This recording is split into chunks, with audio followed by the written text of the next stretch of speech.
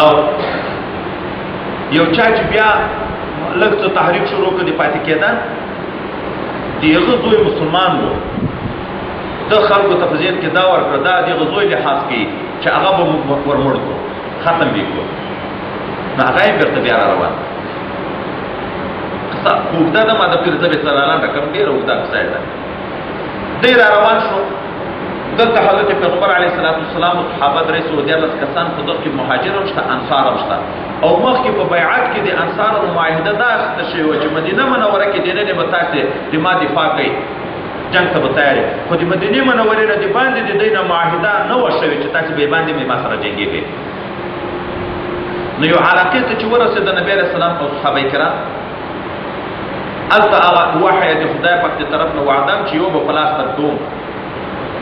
چې قافله تېره شوه نو د جنګ طرف ته د نبي علیه السلام ویل چې اوس به په دغه طرف باندې ځو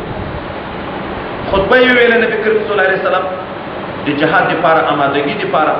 صدیق اکبر جوړ شو ډېره بهترینه خطبه یې ویله د ده دپاره ښه جواب ورکړو چې موږ د ملګري یو بیا حضرت عمر جوړ شو بیا حضرت مقداد جوړ شو هغه هم دا خطبه کې دا ویله موږ د بني اسرائیلو غوندې نه یو چې ته خدای دې لاړ شي وجنګېږئ موږ به مخ ته او شاته کې طرف او چپ طرف ته د تا نه جنګېږو نبي علیه السلام په ده خبر هم خوشحاله شو خو بیا ویې چې مشوره تاسې څنګه خوښه ده انصارو کې حضرت سعد بن معاذ رضی الله عنه پوه شو چې دا موږ یادوي اصلا هغه ورته جوړ شو چې یا رسول الله موږ انصار یادوي ځکه مهاجر خو هغه درته ویایي ده ورته ویلې هو حضرت سعد رضی الله عنه ورته ویلې چې دا موږ په تا ایمان ده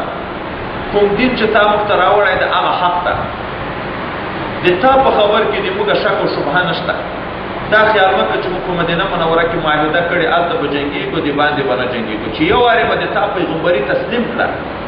موږ د تا غلامان یو چې دریاب ته مو ورګډې دریاب ته ځان اچو چې اور ته مو اچې اور ته مو اچو د چا سره چې وصل کوي وصل کوو چې چا سره فصل کوي توړ کوي جنګ کوي د هغه سره کوو چې کوم طرف ته مو بیایې موږ درته تیار یو او موږ داسې نه یو لکه بني اسرائیل چې تا ته وایي چې ته ورته او ته خدای دې جنګېږي موږ به درته ناست یو موږ به د تا مخ ته هم جنګېږو شاته به هم جنګېږو ښي طرف ته هم چپ طرف ته او دا د ټولو انصارو په نمایندګي زه دا خبر درته کوم حضرت پیغمبر علیه السلام زړه ډېر خوشحاله شو چې انصار او مهاجرین ټول درته تیار شو دلته نو څه کسان داسې وو چې زړه یې نه و دا چې بعضې خلکو یو دا ویله چې موږ خو د جنګ په ترتیب نه یو راوتلي موږ خو د قافلې په نیت راوتلي وو اسلحې مو نه راواخېستې ملګري هم کم راوتلي یو اسلحې هم نشته چې بېرته ګرځېدلي وای د مسلمانانو منافقین نه وو خو طبعا انسان د انسان ته بشري صفات دي چې دښمن ډېر وي مصالح وي او ته کم هم یې بې اسلحې وي نو خلک سړی ډارېږي اگر که وعدې وي چې خدای پاک به یوه ډله په لاس راکوي خو دې هغه وعده کې ډېر شوق یا قافلې په طرف و چې بې جنګه یې ونیسو غنیمت به یې او تکلیف به نه وي خو الله دا کاره کول په حق دلیل سره چې ایمان نصرت چې د چا سره وي بې اسلحې به یم زه به یې کامیابوم کم کسان به یم زه به یې کامیابوم کافران که هر څومره ډېرې مصلحې زه به یې ذلیله کوم نو فیصله وشوه د تګ په طرف چې نه ځو جنګ و چې د دغه ځای نه روانېږي د بدر په طرف بدر کې بیا په موسم کې په بازار جوړېدو دی او د میلې ځای و قومونه به راته دلته نو دغه ځای طرف ته روانېږي دا لکه یو مرکزي دیار ده د دواړو طرفونه مدینې منورې نه مکې معظمې نه چې ورځي هلته یو ځای کې اوبه دي نو دوی روان شو مسلمانان د دغه طرف نه روان شو یو طرف نه کافران را روان شو بدر ته ور نږدې شو رسېدلي نه دي په دغه طرف باندې د مدینې منورې په طرف باندې دي ناوخته شو واړول دلته نبي علیه السلام او صحابه کرام چې دلته یې واړول دوه نفر یې ولېږل چې ورشئ تاسې هغه اوبو معلومات وکړئ د خلکو معلومات وکړئ او د دوی د څارنې معلومات وکړئ دی چې څه یو دوه غلامان یې ونیوه د یوه راوسته نبي علیه السلام دلته په نفلو ولاړ ده دوی پوښتنه ترې تاسې د چا نفر یې هغه ورته وویل دا د قریشو هلته وګورئ دا د جنګ قافلې دوی ویل نه تا د ابو سفیان نفر یې اصلي قافله رانه خلاصوئ ال ویې هغه چیرې ده خوش کې ورته شروع کړي ویو ما داسې که هغه ورته ښه موږ د ابو سفیان د قافلې ال درته وو د هغه نفر یو چې دوی خوشي کړي هغه بېرته بیا ورته ویې چې نه موږ د جنګ د لښکر نفر یو نبی علیہ السلام چې سلام وګرځو وایي سبحان الله چې رښتیا درته وایي چې دروغ درته وایي خوشي کوي دا د قافلې نه دي دا د لښکر نفر دي نو دې نه پوښتنه وکړه چیرې راغلي دي وایي پلان کې علاقه کې اړولې موږ یې اوبو ته رالېږلي یو لږ دي که ډېر وایي حساب یې نه ده معلوم دې ډېر خو حساب یې نه ده معلوم نبی علیہ السلام ورته ویلي څو کاندې ورځې لرئ وایي کله نه کله لاس نبی علیہ السلام ویلي چې بس د 900 په شاوخوا کې دي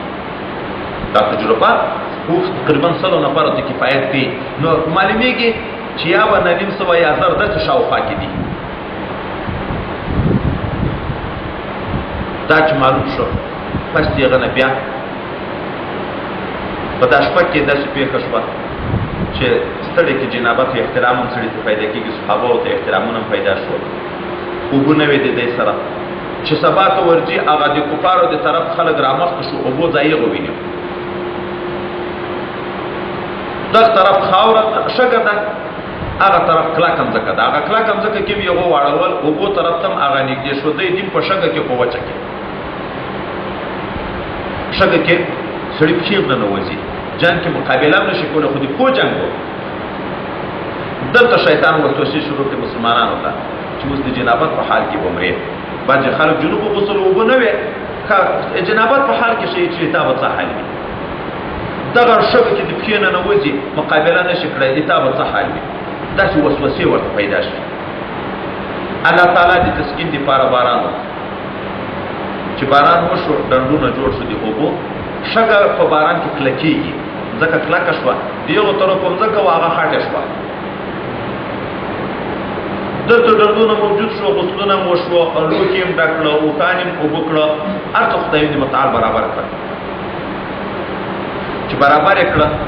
اوس نو چې کله بیا اراده ده چې سبا ته جنګ شروع کېږي دې طرف نه هغه څوکه څوکه رانږدې کېږي دغه طرف نه دا څوکه څوکه ورنږدې کېږي اختصار په خبر کې کو حضرت سعد ابن معاذ رضی الله عنه بیا نبی علیہ السلام ته ویلې چې که تا خو کوي تا ته به یو څپری جوړ چې ته په دغه څپري کې لکه د مرکز په شکل شاته د جنګ د خط ځای نه شاته ولې تا ته ډېر قومونه ډېر امتونه امیدوار دي سترګې په لیار دي که موږ شهیدان شو خو موږ څه نه ده جوړه هغه پاتې خلکو به د دین خدمت بیا د تا سره کوي هغه به د دین نه محروم کېږي که ته خدای نه خسته شهید شوې خو دا کار ټول معطل پاتې کېږي نبي کریم صلی الله علیه وسلم ورسره ومنله یو څپری یې ورته جوړ کړو په دغه ځای کې په دغه څپري کې په دغه شپه نبي علیه السلام د صدیق اکبر د حضرت سعد باندې د پیردار په شکل ده رب کریم داسې د امن زندگی راوسته حضرت علي صاحب چې په دا ټوله شپه ټول ملګري بېغمه ویده شو هلته د جنګ دومره خطرناک حالت دي هلته ټول ویده شوه بېغمه خدای پاکې په زړو کې سکون راوسته حضرت علي صاحب یو رسول الله و چې ټوله شپه یې خدای پاک ته ژړاوې کړې ساغه یې کړې لمونځونه یې کړه او دعاګانې یې کړې نو ټول ویده دي بېغمه چې کله سهار شو حضرت پیغمبر علیه السلام راغی د خط ځای ته او په ابېګا کې لیا خبره نتیر شو په ابېګا کې چې ځای ته لیا نه ورغلي هغه ځای کې رسول الله صلی الله علیه وسلم دا ویلې په دغه ځای به فلانکی مردارېږي په دغه ځای به فلانکی مردارېږي په دغه ځای ځایونه یې مفودي اړې وسړي په یغه ځای مردار شو په دغه ځای به فلانکی مردارېږي فلانکی دا نومونه یې تیار کړ مخکې نه کله چې د جنګ دپاره ترتیب جوړېږي نو نبي علیه السلام خپله کوز شو هلته څپندي وکړه مسلمانانو څپونه یې جوړ کړه نفر یې ودرول یوه طرف ته ابو جهل العین ګرځي هغه خپل ملګري برابروي حضرت علي صاحب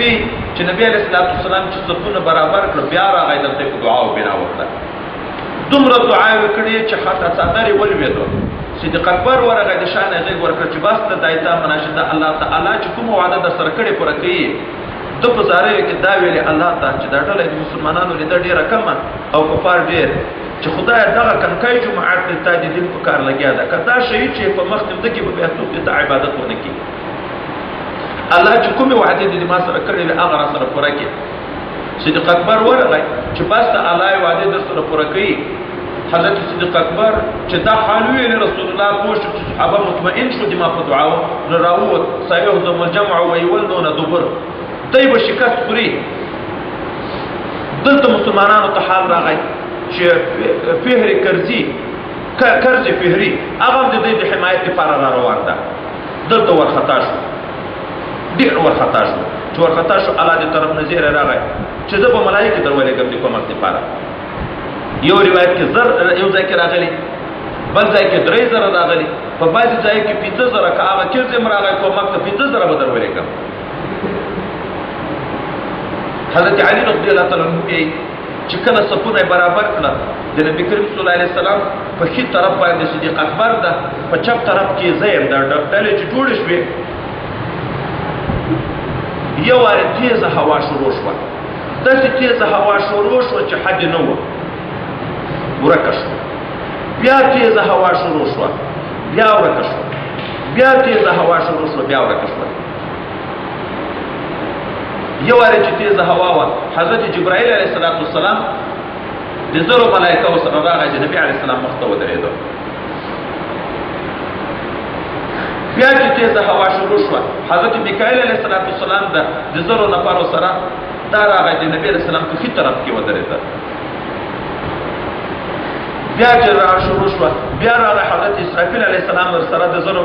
ملایکو سره په چپ طرف کې، په ښي طرف کې وایي صدیق اکبر و، په چپ طرف کې زه و. جبرائیل امین هم بیا یو ښي طرف ته شو. دا حالات ملائکه او جنگ نه وزده. الله وروکو چې جنگ به په داسې ترتیب کې سر ته وایي او د ګوتو سرو ته وایي.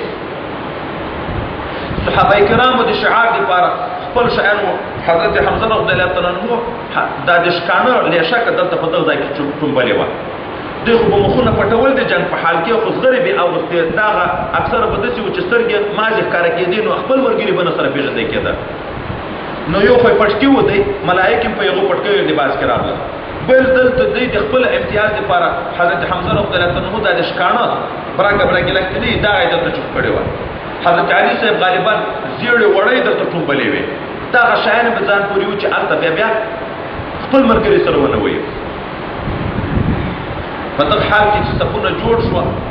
یو صحابي مبارک وایي د ما په ښي طرف کې کړکۍ الګ ده، انصارو یو نوی ځوان ده، چپ طرف ته مې د انصارو یو نوی ځوان ده. ما ویل یاره نن ته ښه تکړه توپ نشي کړی، جنګ نشي کړی. ولې څنګ د خالي د کنټي نوي ځوانان در سره ولاړ دي. په دغه حال کې دا یو ځوان غلی را نږدې شو چې ای تره ته ابو جهل پېژنې؟ وایي ما ورته ویل او څه یې کوې وراره؟ وایي زه خبر یم چې رسول الله ته ډېر تکلیفونه ورکړي، ما دې په خدای قسم وي چې ویې وینم یا به ما شهید کوي او یا به زه دی مردار وم. عین حال کې دا بل غلی را په څنګ شو چې ای تره ابو جهل پېژنې؟ ما ویل او څه یې کوې؟ وایي ما اورېدلي چې رسول الله ته ډېر تکلیفونه ورکړي دي، ما دې په خدای قسم وي چې ویې وینم یا به دی مردارېږي یا به زه ځان شهید کوم. وایي دلته ما وویل چې یاره عجب زه خو خطا یې په ګمان کې چې غټ ځوانان دې په څنګ کې وایم داسې کار دې نه شوی کړی. چې ګورم ابو جهل هلته ښکاره شو په اسپور د خپل ملګري برابرې. نو دواړو ته مې وویل چې صاحبکم هذا، تاسې چې غواړئ هغه ته. وایي دواړه لکه بازار داسې ورالوته. چې ورالوته یوه ووایي ابو جهل راویې غورځوه، دا بل پسې ووایه معاذ ابن عفراء، معاذ ابن عفراء دغه ووایه ویې غورځوه. جنګ صحنه شروع شوه، د هغه طرف نه درې د یوه خاندان راووته. عتبه ابن ربیعه، شیبه ابن ربیعه او ربیعه یو پلار ده، دوه ورونه د یوې زمن یو زوی ده. وایي څوک نه راندي چې مقابلې ته راوځي. درې انصار ورووته. یوه نه پوښتنه وکړه تاسې څوک یې؟ موږ د انصار وایي. وایي تاسې سره مو کار نشته، غږ یې وکړئ موږ خپل تربرونه دې راوځي. حضرت نبی علیه السلام خپلې کورنۍ په بچیانو غږ وکړه. ابي عبیده بن جراح جګ شه وروځه، حضرت حمزه ور جګ شه، حضرت علي ور جګ شه. هذان خصماني او آیات را روان ده چې اول فیصله د خدای په حضور کې قیامت کې دا دوه ډلې چې دا درې مسلمانان دي و خاندان دي، درې کافران دي و خاندان دي. ارو د خدای په حضور کې به د مسلمانانو کافرانو جګړه په دغه کې کېږي. چې ورغله حضرت حمزه خپل مقابل ځوان ته چې ورغی دی یو ور سره مردار کړ. حضرت علي چې خپل مقابل ته ورغی دی یو ور سره مردار کړ. دا د دغه طرف نه یو مشر دی، یو مشر دا چې سره ورغله یو وارې سخت سره وکړو دواړه زخمیان شول بیا دغه دواړه په ور وګرځېد هغه مشرک دی په ملګرتیا کښې مردار او د خپل ملګری یې دغه تر اخلاص کړ د جنګ شروع شو د جنګ په حال کې حضرت پیغمبر علیه السلام حضرت علی سبي چې زه عین جنګ کې یو ورمنډې کوم رسول الله ته چې څوک ورنه کې خیمې ته ځان ورسو بیا رامنډې کوم جنګ ته نبی رسول الله تر یو وخت هلته په دعا لګیا شو وروسته راغی په جنګ کې لګیا شو حضرت علی سبي دومره دلاوره جنګ هیچا نه ده کړې لکه رسول الله چې په موږ به په چا تکلیف راتلو د ده شاته به درېدو پناه به مو اخیسته او دغه جنګ کې چې کارنامې وکړه غټې غټې حضرت حمزه حضرت علي دا چې ځوانانو ډېره سخته قرباني ورکړه کافرانو مردارېدن شروع شو 14 کسان خو صحابه کرام هم شهیدان شو په دغه ځای کې خو کافرانو مردارېدن شروع شو 80 نفره مردار شو یو صحابي وی یو کافر مې وویل سر مې پرې کړ بل کافر مې وویل سر مې پرې کړ دریم ته چې زه ورسېدم سر یې هلته خپله ولوېږه درې سره مې راوړه رسول الله ته چې ورته مې ویل چې دا دوه خو ما وویل خو دا یوه ته زه نه وم رسېدلی چې سر یې وویل وایي د دې ملایکې نوم هم راته راواخېست چې پلانکی ملایکې ووایي ما لید ملائکه په جنگ کې لګیا وي دلته یو کنکای صحابي وو حضرت عباس رضی الله تعالی عنہ هم د کافرانو په صف کې وو دغه کنکی ډنګر صحابي د حضرت عباس راویني وروسته بیا عبد الله ابن عباس خپل پلار نه په اسلام چې مشرف شوی فکرنه تل کې چې دومره کنکی سړی څنګه ته نیوي دا ورته یې مونږ غوږ دومره وجود غټ راتل د کېدو لکه غر خدای دومره راته غټ کړ نو اویا نفر یې مردار کړ مشران او 80 نفره دلته په بد باندې ونیوه د کافرانو مشران یو خبيث لوی ظالم مشرک چې دلته د یو مسلمان سره څه ملګرتیا وه معنی دا اوس مسلمان اخلاصي زوی ورسره ده حضرت بلال رضی الله عنه ویلي یغه غاب انصار ته یا معاشر الانصار لا نجوت ان نجا زب کامیاب نه یم کدار اخلاص کوم ما ډیر ظلم نه کړی دلته چې صحابه او ورمنډې کړې نو هغه صحابي اول زوی ورپرې کوي چې دای چې مرداري زبې د خپل خلاص کړ ازوی مردار کوم انصار چې ورورسېد چې ورورسېد د دې ویل ته پړ مخصم نه زب بستر در باندې څمل نو تا به ځکه نه وایي خدای کوم کوي دی ویل برابر کړ ډیر غټم چې څمل ته ځای څمل ته د شاده طرف نه یو خانه په بل خانه په برچو باندې وای ارته مردار کړ خدای په مسلمانانو ته نصرت ورکړ او ډېرې معجزې دلته ښکاره شوي دي حضرت پیغمبر علیه السلام 3 ورځې دلته تېرې کړې د دغو مشران یې راکش کړل او هغه کوهي ته یې ور واچول پس د 3 ورځو نه چاته یې ویل چې موږ به ډمې ګډه ووایو چې زموږ خویندو میندو په وژړل د شرابو په ځای یې ونیو وچکلې پس د 3 ورځو نه رسول الله ورغی د کوهي غاړې ته وایي آسې برابر کړو چې سپور شو روان شو صحابه اوس کې ویل چې چیرې کار ده ورغه د کوهي غاړې ته ودرېدو ورته ویل چې موږ سره چې الله وعده کړې وه هغه حق ما پیدا کړه ای تاسو سره چې وعده وه تاسې پیدا کړه حضرت عمر فاروق ورته یا رسول الله د داسې بدنو سره غږېږي چې روح نشته پکې ده ورته ویلې والله دوی تر تاسې ښه اوري خو جواب نشي راکولی جواب خدای پاک مسلمانانو ته یو غټه نصرت ورکړ دا 80 نفرې بندیان د هغو په فدیې کې بیا څه اختلاف راغی چا نبي رسول الله مشوره کوله چې څنګه یې کړو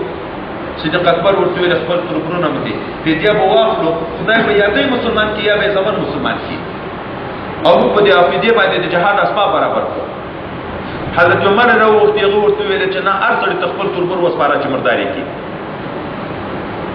چې دې نسل بالکل ختم شي زور ختم شي په اخر فیصله د حضرت صدیق اکبر پر رائے باندې فدیه قبول کړه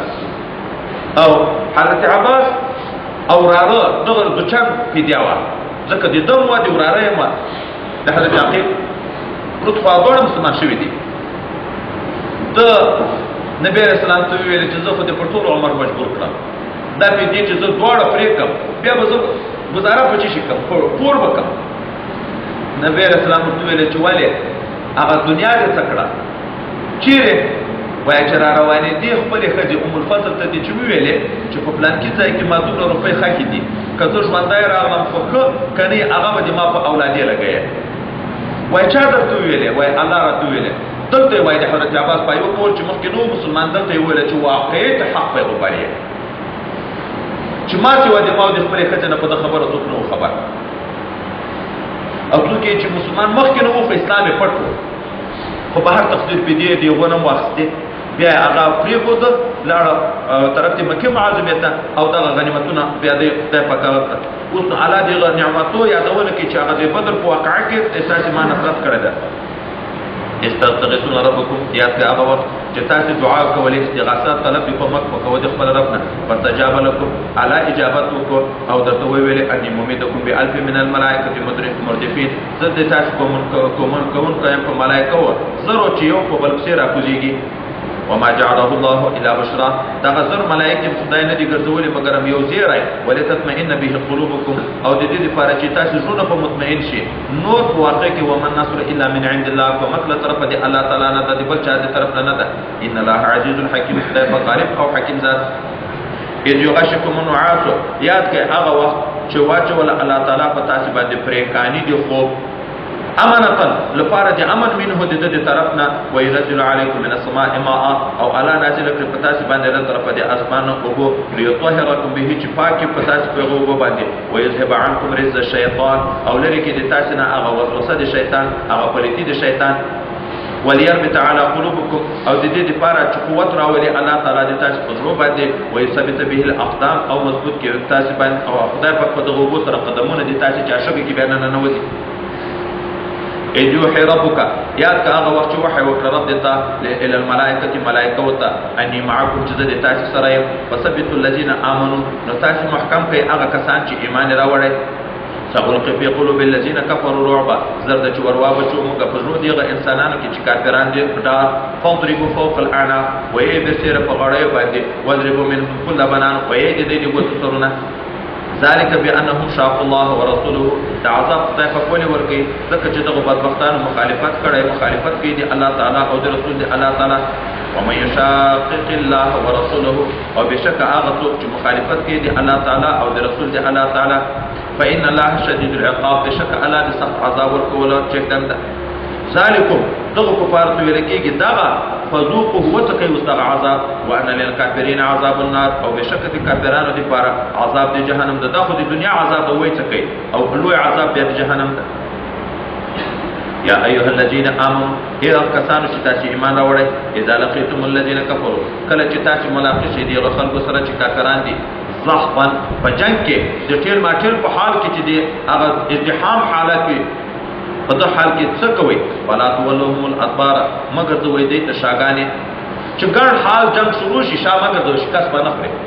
شکست د جنگ د ځای نه کېدل به ضرورت ګناه کبیره ده کبیره به ضرورت څه معنی واسطه مقابله شته چې ته تکتی ګناه کبیره ده هغه ده چې اول خو بدله څه کافرانو نه مسلمان نه کېدو اوس نو خدای سره اسانتیا راوسته چې دوه کافر نه به یو مسلمان نه کېږي ومن يوليهم يومئذ دبره هغه څوک چې وروګرځي دغه کافرانو ته د جنگ په محال باندې شاخ پر شکست وخوري دا وروسته اجازه ده فقط باء بغضب من الله راجع شو په غضب د خدای پاک او ماواه جهنم ځای ته ارتوګي جهنم د وبئس المصير ډیر بد ځای دی ورتګ دی ده څوک چې د جهاد نو وتښتي دای سزا شو بیرته په منځ کې خدای پاک استثناء کوي الا متحارفا لقتال او متحيز الى فئه دا بیان دي الا متحارفا لقتال کله یو څوک د کافرانو د عین مقابله په وخت کې بشار او ګرځي خدای په شار راګرځول دي د څه دی پاروي لپاره د جنگ اسباب برابرۍ اسلحه ور ختم شو راغله اوس مرکز ته راغله اسلحه ور برابرۍ بیرته جنگ ته ورځي او یا دلته مسلمانان کم دي بل طرف ته مسلمانان دي یو ته ورته دي یو سره یو ځای کې دي جنگ د تیښتې په نیت نه دي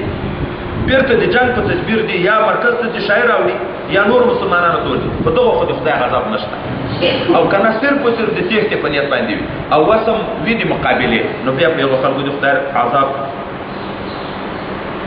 جنگ چې شروع شو مرګ په کافرانو شروع شو حضرت جبرائیل امین راغی حضرت پیغمبر علیه السلام ته ویل چې ته یو متشګه درواخله شاهد الوجوه کوي او وای شړه دې په طرف حضرت علی سبي ماته حضرت نبی علیه السلام یې راکړ یو متشګه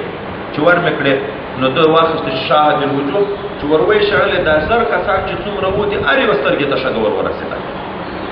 دا د شکست سبب خدای پاک دغه ځای کار سره په خپل سترګو لګیا شو سترګې مخې مسلمانانو ویل شروع کړه ملایکو ویل شروع کړه یو دم تېښته شروع شوه الله وی دغه ویشتل ساده دي کړي هغه کله دی چې وکړه الله وویشته ګورې ظاهره ویشتل نبی علیه السلام وکړه ورته ثابتېږي بیا تر نه پکې تا نه دي کړي د اثر په لحاظ په یوه موټې شګې دومره اثر مرتب کېدل چې زرو کسانو ته رسېږي دا الله تعالی کوي فلم تقتلوهم تاسې نه دي وژلي دا کافران په خپل قوت سره ولکن الله قتلهم الله تعالی دوی ووژل چې ملایکې در ولېږلې چې تاسې سره یې کومک وکړو وما رمیت اذ رمیت تا نه دي ویشتلي دغه کافران په خپل بشري طاقت چې کله دي وویشته ولکن الله رما لکن الله تعالی وویشتل دی چې دومره اثر یې کې الله دا کار وکړو چې په مسلمانانو رحمت ته وليبلي المؤمنون منه بلاء حسنا الله دا کار وکړو د دې لپاره چې احسان وکړي په مسلمانانو هغه احسان خپل ډیر نیک احسان ان الله سميع عليم بشک الله تعالی چې د اوریدونکی او عالم ذات ذالکم دا تیر احسان چې وشو دا خو وشو وان الله موهن کید الکافرین بشک الله تعالی چې دا ضعیف کوونکی د تدبیر د کافرانو ده البته چې جنگ شروع کېدو ملائکه چې ول د ابلیس د عین چې د ډیرو کسانو سره را روان یو کافر سره الله سم په لاس کې وو لاس ترکش کو په منډه بنا وکړه دوه تور چیرې منډه وتا خو چې د مرګره بل ځای کې بیا راځي دوه تور زه هغه څه وینم چې تاسو نه وینئ ځکه دغه ملائکه ول دي او دلته چې جنگ شروع کیږي د خدای پاک شان ته ګوره کافر د خپل ځان فخر ته لیکيږي د عین د جنگ شروع کېدن په حال کې په دابېګا کې ابو جهل دعا کوي خدای په موږ ودای کې الله په موږ ودای کې چې کوم یو دروځه دې ته برباد کړي خدای پاک چا چې وسیله رحمت قطع کړي خپل حق دین پرېخي ته هغه برباد کړي د حق فیصله خو مستاب خو دی و نو الله وی چې فیصله د غوښته درو مکړه ان تستفتحوا کغواړی تاسو فیصله د جانبین په مابین کې فقط جاءکم الفتح نو راغله تاسو ته فیصله وان تنتهوا کذان منی کې د کفر نه په هو خیر لكم دای تاسو لپاره خیر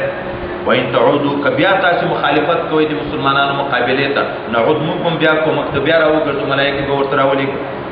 ولن تغني عنكم فئتكم شيئا دغه نکړه د تاسو نه دل د تاسو هیڅ شی ولو کثرت اگر ګډه وزر کسان او د 313 کسانو به وسلو په لاس دای په ټول ختم کړه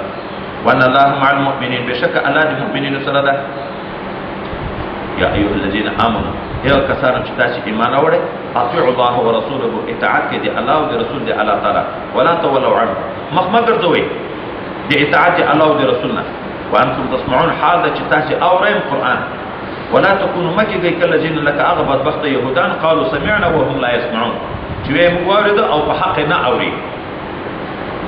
ان شر الدواب عند الله بشک بدترین د ټول حیوانات په نزد خدای پاک الصم البكم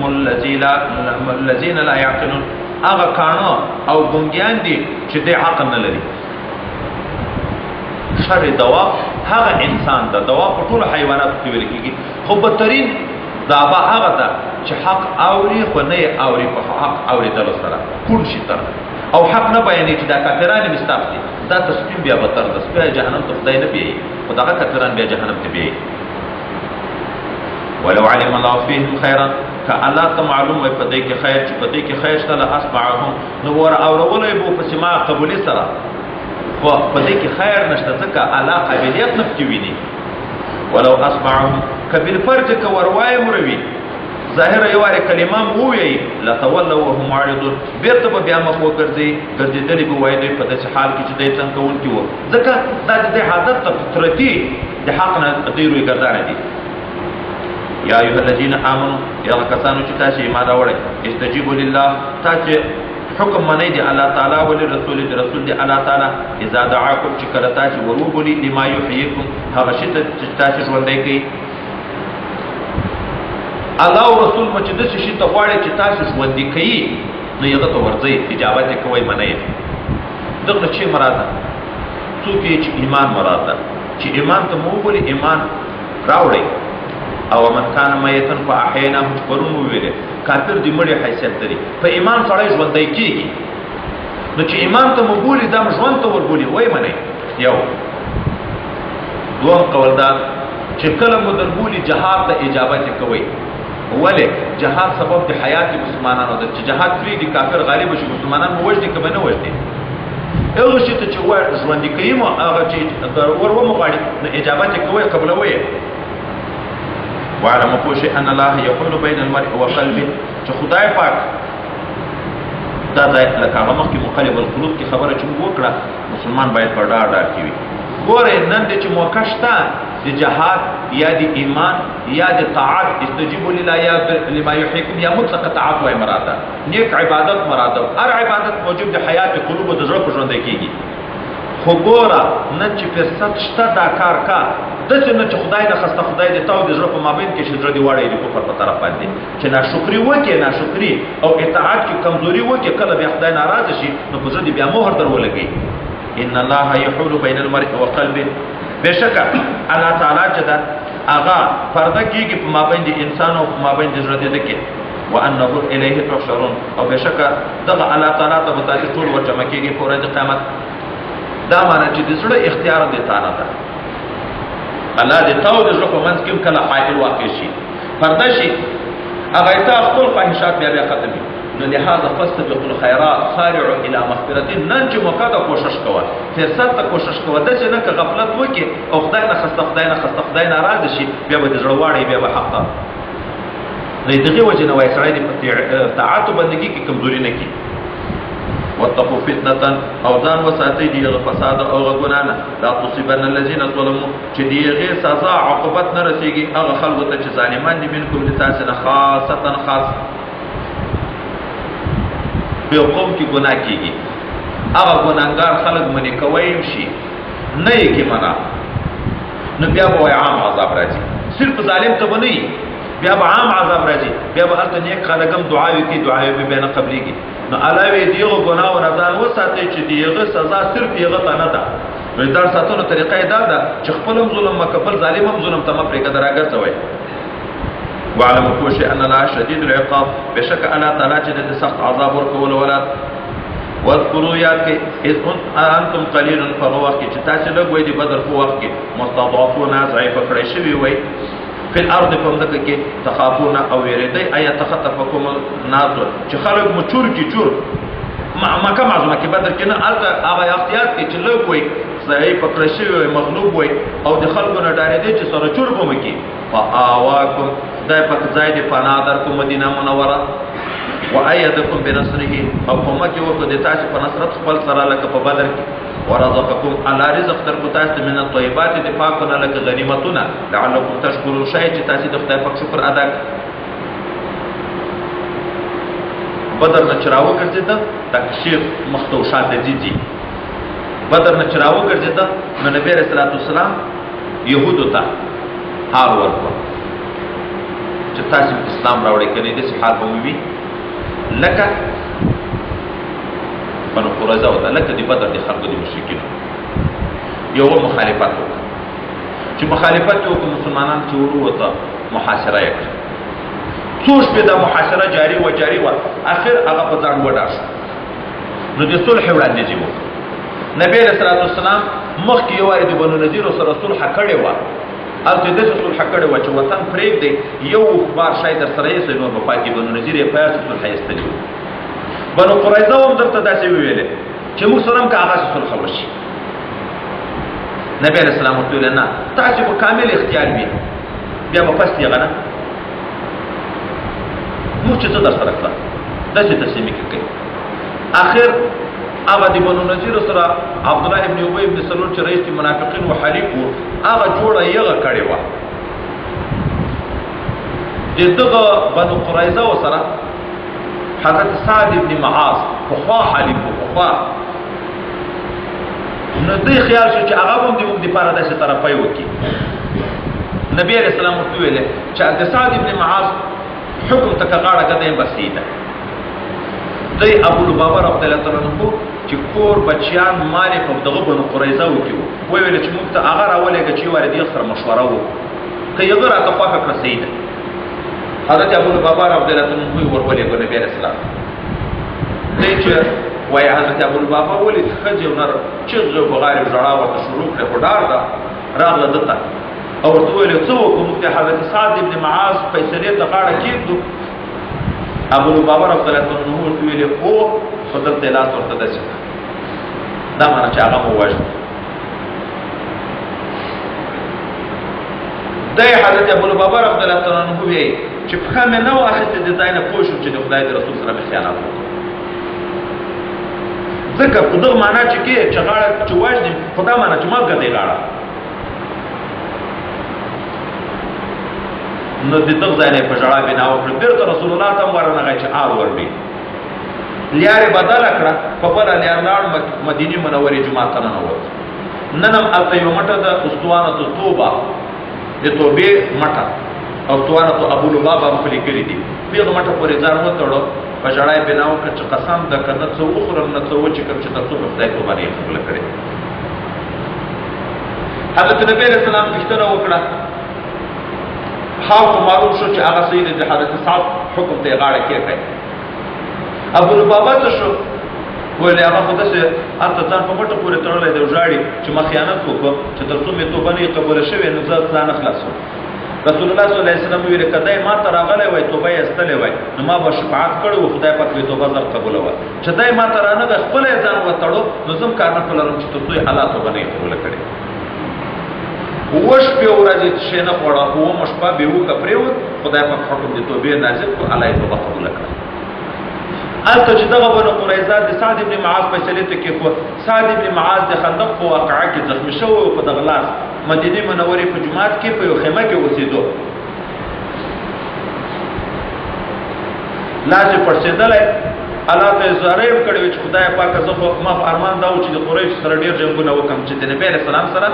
ډېره بېادبي کړې نور خو پوه شوم چې هغه جنګ ختم شو ولې رسول الله چې یو شکست وخوړ وویل چې دغه نه بعد به بېادبي په موږ حمله ونه کړي موږ به بیا ورځو نو خدای په بنو قریظه خو مې سترګې سړې کړې الله یې دعا قبوله وه یو د ده حکم ته غاړه کېښوه نبي علیه السلام سړی ورولږه چې ورشه حضرت سعد راولئ حضرت سعد رضی الله عنه په خره سپور راغی چې دلته راورسېدو جومات ته دغه جومات و چې د جهاد د شپو کې دی لمونځونه کې کړه مسجد نبوي نه نبي علیه السلام ویل قومو الی سیدکم جګ شئ د احترام د خپل مشر دپاره صحابه ورته جګ شوه حضرت سعد ته یې ویل چې دا خلک د تا فیصلې ته غاړه ایښې ته څه فیصله کوې ده ورته ویل د ما فیصله دا ده چې ځوانان د دی دا د ټول مردار شي حلال دي او ښځې یې سپین ږیري مالونه دې غنیمت شي حضرت رسول الله ورته ویل فیصله دې وکړه په حکم د ملک یا ملک یعنې جبرائیل امین هم ورڅخه حکم راوړ 400 کسان شاوخوا د هغو یې ټول مردار کړل دا نور یې سره غنیمت کړل نو الله تعالی وی یا ایها الذین آمنوا یا کسانو چې تاسو ایمان راوړئ لا تخونوا الله ورسوله خیانت مه کوئ الله او رسول الله سره وتخونوا اماناتکم او خیانت مه کوئ د خپلو امانتو سره دا په هغه منفي باندې ده دا خبره تا ته امانت او خیانت به دې نه کړو اوس نو وایي الله چې کوم شی تاسو ته امانت درکړي خیانت به نه پکې کوئ که ځان د کمال د اولاد الله درکړي خیانت به نه پکې کوئ که د بنده سره مو معاهده وکړم خیانت به نه پکې کوئ وانتم تعلمون تاسو په دې پیګم چې د امانت ساتل ضروری دي وعلموا پوښه انما اموالکم بشک مالونه دي تاسو او اولادونه دي تاسو فتنه دا یو فتنه ده ګوره ابو بابا خو د اولاد غم وکړ د اعمال غم وکړ دا د تاسو لپاره فتنه ده وان الله عنده اجر عظیم او بشک الله تعالی چې د دې غسر اجر عظیم ده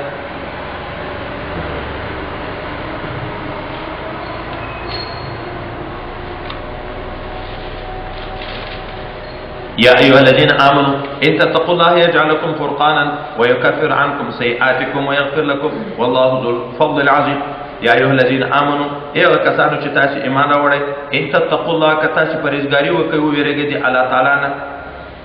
ګناه یې ونه کوئ یجعل لكم فرقانا خدای پاک به وګرځوي د تاسو لپاره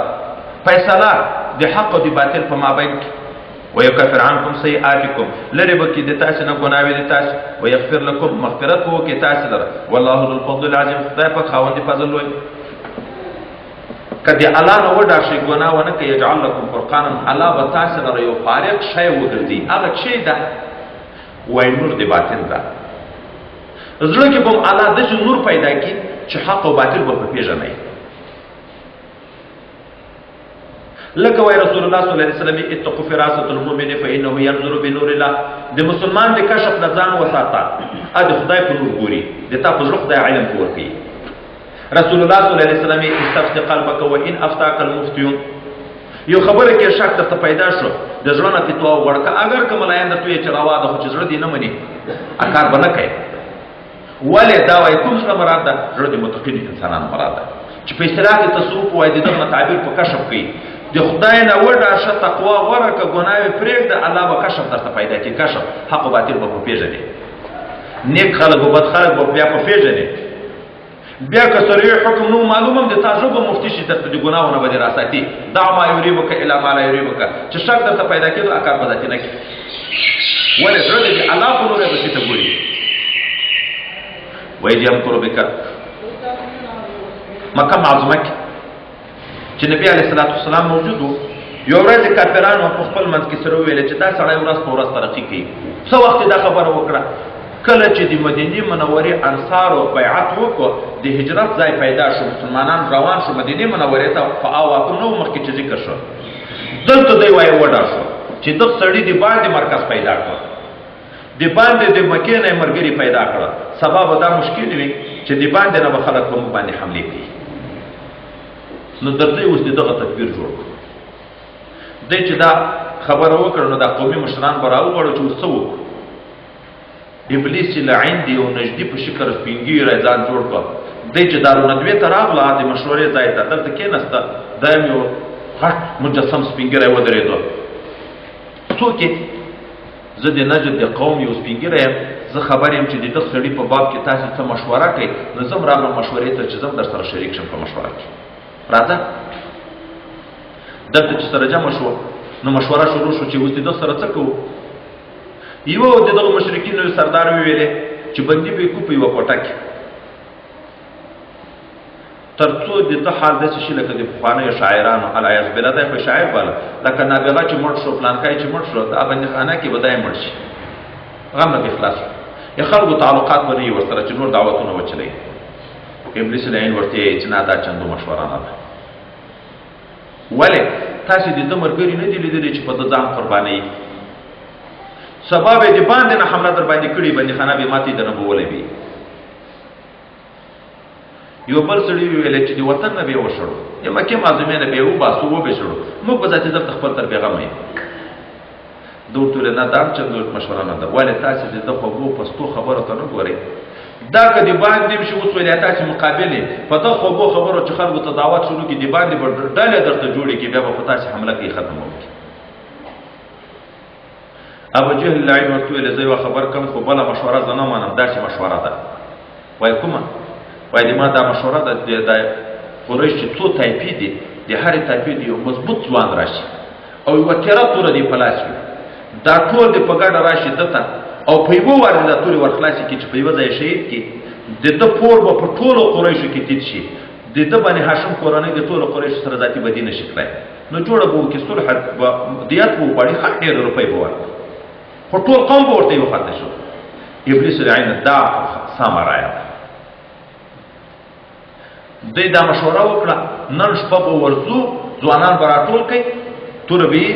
ده به ګورئ کورې محاصره کوي چې ونه وځي سهار به مثلا وشو جبرائیل امین راغی حضرت پیغمبر علیه السلام خبر چې اجازه د هجرت وشوه ته نور ووځه دا کفارو تا ته داسې مشوره شروع کړې ده حضرت پیغمبر علیه السلام حضرت علي رضی الله عنه راوغوښتل چې ته د ما په کټ کې څمله د ما هغه شین څادر در باندې واچوه چې دوی دا خیال دا وي چې دی خو هغه د خپل ځای کې پروت ده خو تا ته ضرر در رسوی شي نه زه ځم هجرت راووت یو موټی خاورې راواخیستې د دوی هر یو په سر یې مرتوی کړې خدای ړانده کړه نبي علیه السلام صدیق اکبر غار ثور ته لاړه درې شپې خو هلته بیا پټ وو وروسته یو څوک راغله دوی ته ویې څنګه دلته ناستې وایي موږ د حضرت محمد صلی الله علیه وسلم څارنه کوو هغه ورته ویل هغه وخت درنه تللی د ګورئ د تاسې هر یو په سر خاورې پرتې دي وایي ګورئ چې ولیکتې ټوله په سر خاورې دي دوی چې بیا چې تر چولو ور وکته چې هلته په کاټ کې سړی پروت ده د نبي علیه السلام څادر شته پل وایي هغه دلته ده سهار چې هغه راپورته شو چې حضرت علي صاحب ده نو دوی ورته العیاذ بالله ای لیما په یو خبره کې موږ ته شک اوله نن پیدا شو ته اوخت را اوخت ډیر او د نبی رسول الله عادت خوب دسی و چې هغه په آرام وو موږ الته په شک و چې دا لکه بل څوک چی خو څادر دي دوه نو خدای پاک را خلاص کړ الله تعالی اوس یې احسان بیان نه ورکی وایي چې پر بک الذين كفروا یاد کا هغه وخت چې تدبیر جوړو د تا د پاره هغه خلک چې کافران دي لیس په توګه د دې لپاره چې یا تا باندې کې او یقتلوک یا د شهید کې او یخرجوک یا د وطن وشړي ويمكرون دیم تدبیر جوړي د تا د هلاکت ويمكر الله او الله تدبیر جوړي د تا د خلاصولو والله خير الماکرین خدای پاک به تر د ماکرین یا الله جزا ورکړي د ماکرینو دیم پریب کوي او الله و سزا ورکړي او الله کا سزا ورکوونکی ده وجاتو تعلیم آیاتنا کله چې ولوستل شي په دې باندې آیاتونه د مقالو دی ویس قد سمعنا موږ د آیاتونه اوریدلې له لشاء قد مخکې الا قلنا مثل هذا موږ دغه خبرې وکړو ان هذا الا اساطير الاولين دا نه دي مګر خبرې د پانه قصې دي دا د نظر په نامه باندې یو خبيثو تجارو الته په یو نورو ځای ته بلاړ د نقلو کتابونه پیدا کړ چې په یو کې د اسپندیار فنامه باندې یو پهلوان تیر شوی رستم د دغه قصې په کې ذکر ویل کده موږ تاسو خلک نه دي د لیلا او د مجنون کتابونه اخلي چی اخلي دا قصې دم هغه وی نو تاسو ویل چې تاسو دایم په خاني قصې کې دا خو مزم درته وکم وایس قالو او هغه وخت چې دی ویل بیا دې بد بیا عقلی ته وګوره چې نبی رسول الله دعوت ورکړي دې انکار کې اخر څه کې خدای کدا غ دین حق نو په مفتي راوړي د چې نوې چې حق مفته هدایت نصیب کړي که حق خدای په مفتي راوړي ویس قالوا اللهم ان كان هذا هو الحق قد حق من عندك تتاد نزل فامطر علينا راوري فمبان حجاره تيجي من السماء الى طرف دي اسمانه او ياتنا بعذاب اليم يمت عذاب درناك راوري وما كان الله ليعذبهم وذي عذاب وقت على عذاب نور تو الله علت ذکر کی وما كان الله ند الله تعالی ليعذبهم چې دې عذاب ورکي وانت فيهم او حال چې ته بده کې موجود وي رسول الله په هجرت نو کړي دې عذاب وقت اهل مکه او خدای عذاب نه راوته ولی رسول الله کې موجود و دوم وما كان الله معذبهم الله عذاب دې تنور کې وهم یستغفرون حادا چې دې مغفرت غواړي وینن که رسول الله نشتا دعا وی ګناوي وشي عذاب راځي چې توبه وایستل شي خدای ته زاري وشي نو الله عذاب دې بیان راولي چې کله نبی عليه السلام هجرت وکړ مکه مدینه منوره ته تر وګه شو او هغه مسلمان ضعیفان چې حالت وو دیغو نم دی چې راګوخي شو دی بدر میدان ته خدای په دې عذاب راوست وما كان الله معذبهم وما لهم الا يعذبهم اوس خو خدای دې دغه وجه عذاب نه ورکي کنه لایق دي عذاب دي وما لهم تدش دلر الا يعذبهم ولا چې الله دې عذاب ورکي وهم يصدون عن المسجد الحرام حاله چې دې خلک د خدای د حرام نه منې کوي وما كانوا اولياء او حاله چې دې نه دي متصرفین دغه جماعت واقداران دغه جماعت